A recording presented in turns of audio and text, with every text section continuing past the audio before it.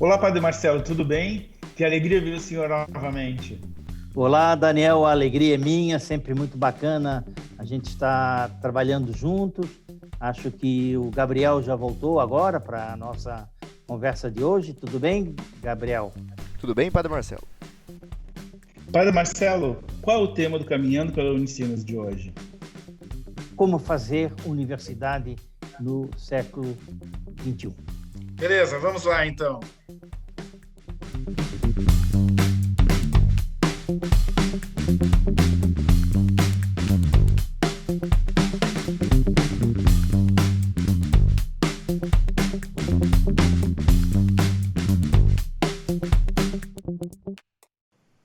Padre Marcelo, e o Caminhando pela Unicinos de hoje vai visitar qual escola?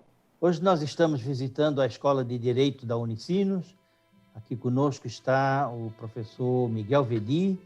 Ele é professor da graduação, professor do nosso pós-graduação, mestrado, doutorado da mesma escola, e é um tremendo colaborador aqui no planejamento da nossa universidade.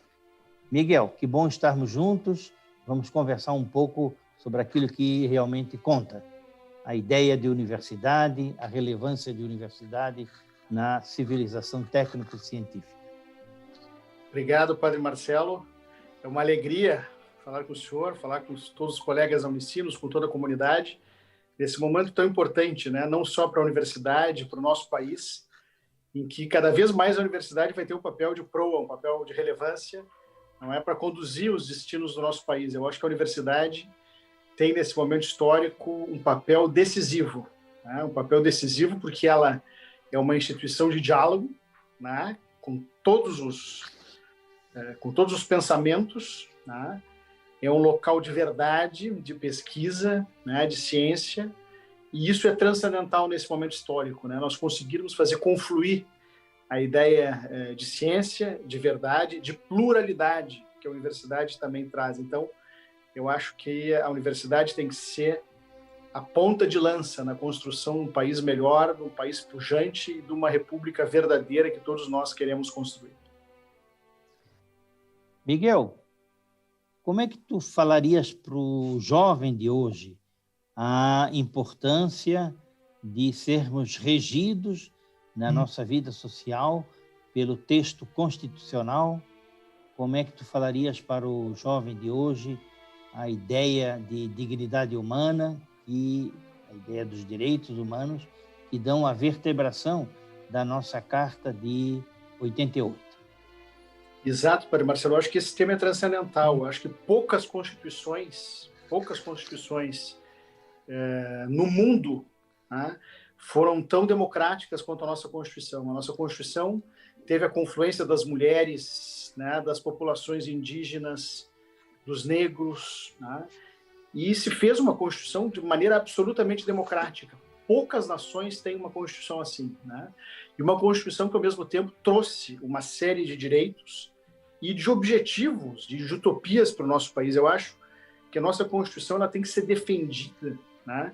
Com muita galhardia, com muita determinação, e eu acho que essa é uma missão, né, não só da minha geração, que, digamos que cresceu vendo essa Constituição ser construída de maneira tão democrática, mas eu acho que é uma missão que os jovens têm cada vez mais encampado, né? Eu acho que defender essa Constituição, defender o seu legado, defender o seu histórico é algo que os jovens do Brasil irão fazer no futuro, né? Eu digo sempre, quando lá Ulisses Guimarães, né, promulgou essa Constituição, em 1988, ele disse, né, que essa Constituição ia trazer uma série de esperanças e que a efetivação dessas esperanças em realidade ia depender da construção de cada geração. E eu acho que nós deixamos um legado dessa Constituição, estamos deixando um legado dessa Constituição, e vai caber, sem dúvida nenhuma, aos jovens desse país efetivarem o legado dessa Constituição, né, para uma sociedade mais justa, para uma sociedade mais pujante, para uma sociedade sem preconceitos, para uma sociedade aberta, enfim, para uma república que seja a república que nós quisemos implementar ali, né? Absolutamente transparente, com justiça social e com desenvolvimento. Ô Miguel, esse é um grande tema e, para mim, visitar a Escola de Direito da Unicinos é debater as ideias do constitucionalismo de 88, né? E também de me associar ao anseio de uma efetiva sociedade regida pelo conceito, pela ideia, pela prática da dignidade humana, né?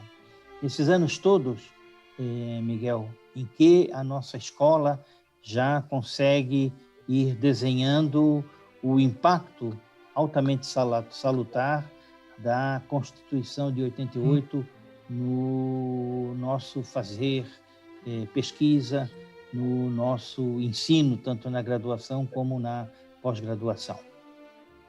A Escola de Direito, ela vai, Padre Marcelo, já no final de 2021, nós vamos comemorar os 50 anos da primeira turma que se formou na Unicinos, né? É uma data histórica, né?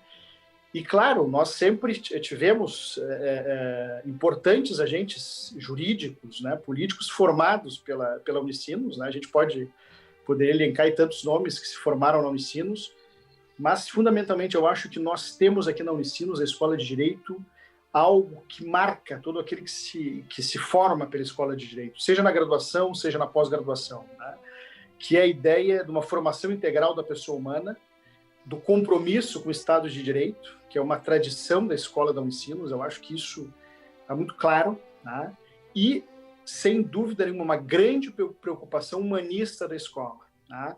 Ainda mais nesses tempos, né, de tecnociência, e que é fundamental coligar essa questão da discussão do humanismo e da tecnologia. Eu acho que a Escola de Direito tem procurado fazer isso, não só na pesquisa, mas também na graduação, para que nós possamos efetivamente continuar fazendo com que a Escola de Direito da Unicinos tenha a pujança que ela tem, tenha a repercussão que ela tem e tenha, acima de tudo, o impacto social que ela tem hoje, né? Não só nos atendimentos que nós fazemos para a população mais necessitada, mas também pela pesquisa que nós realizamos, né? Que impacta na jurisprudência, que impacta em todo o contexto do país e que impacta na formação, não é, daquilo que nós vamos chamar, alguns não gostam, mas eu vou usar essa expressão, de operadores do direito, né? Como advogados, juízes, promotores, delegados, enfim, defensores públicos, todas as pessoas que constroem no cotidiano o mundo do direito. Eu acho que a Unicinos, ao longo desses 50 anos, né,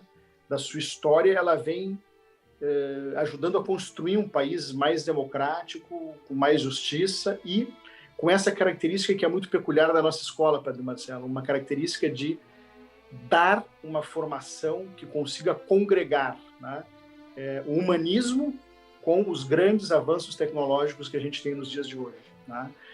E como vai se dar a questão da dignidade da pessoa humana é um grande desafio, né? Hoje tem tantas coisas que a gente vê impactando o mundo do direito, com a inteligência artificial, por exemplo, cada vez mais ela vai ser utilizada no direito, né? Nos tribunais já estão usando inteligência artificial para decidir, por exemplo, se os recursos podem subir para o Supremo Tribunal Federal ou não.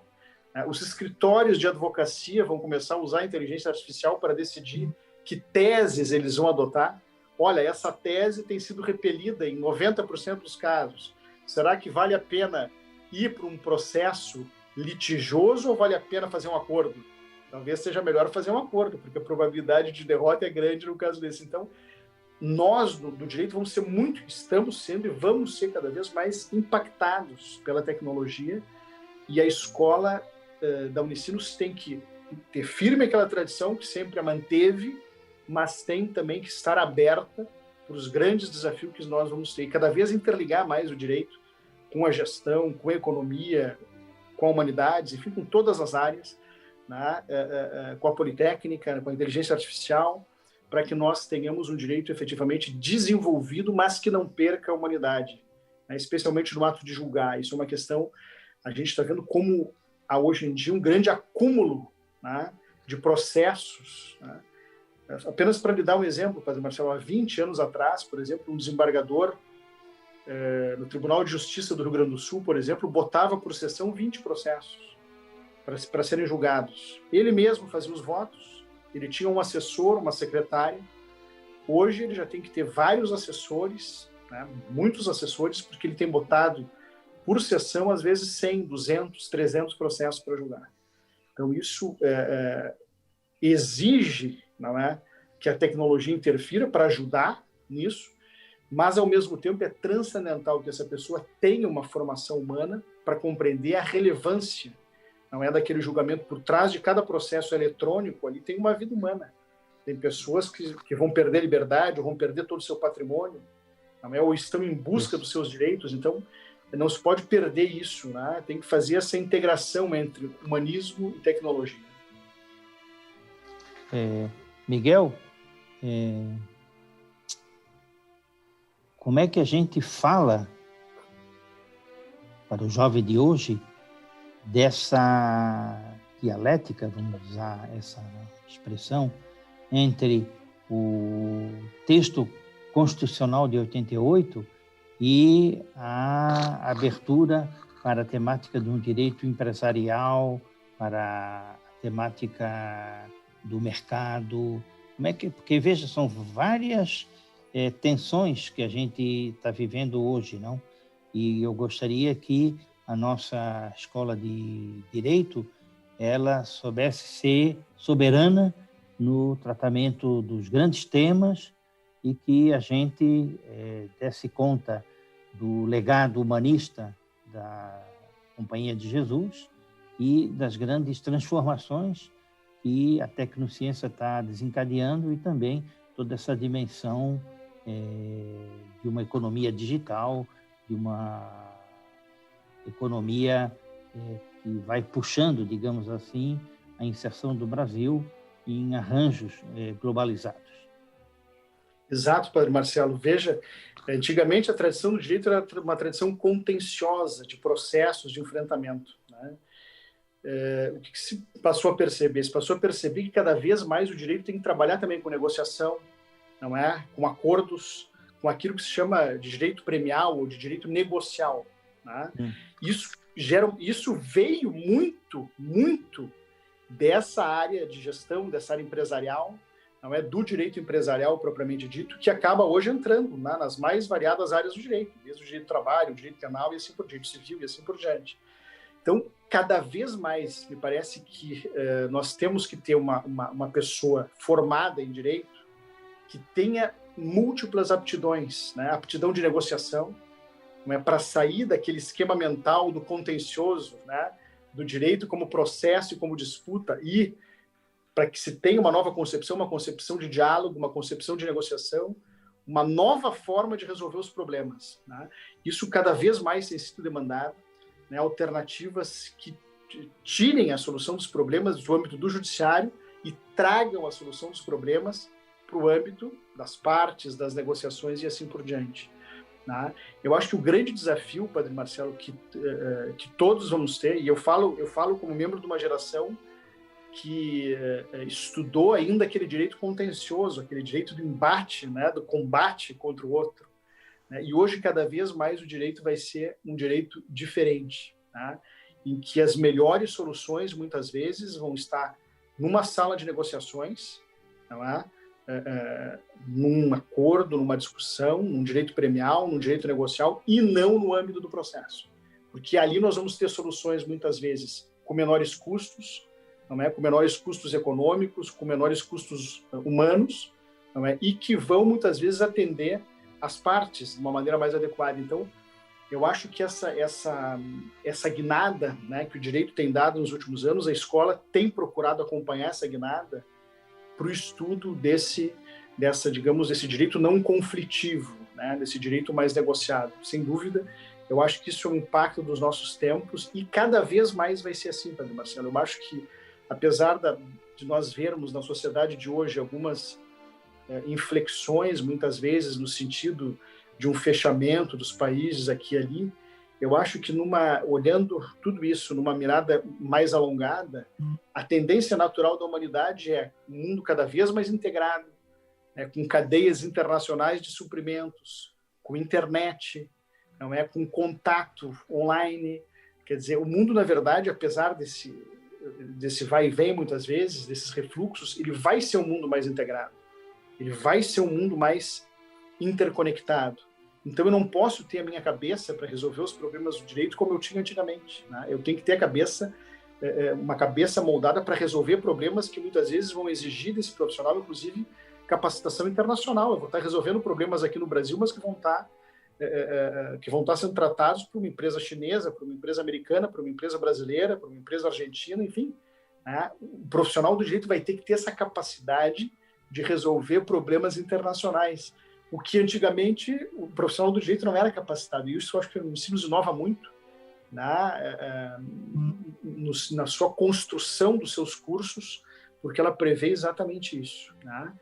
Profissionais que tenham essa capacidade de internacionalização e que tenham capacidade de resolver esses problemas, não apenas no contencioso, mas fundamentalmente fora dele, né? No âmbito das negociações, enfim, como o mundo vai exigir cada vez mais, né? Só para dar uma ideia, Padre Marcelo, nos Estados Unidos, por exemplo, 95% dos processos criminais eles terminam em acordo, há um acordo, né?